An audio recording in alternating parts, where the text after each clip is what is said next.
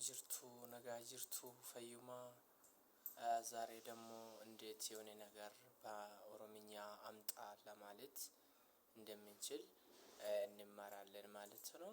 ለምሳሌ እንጀራ አምጣ፣ ውሃ አምጣ፣ እንዲሁም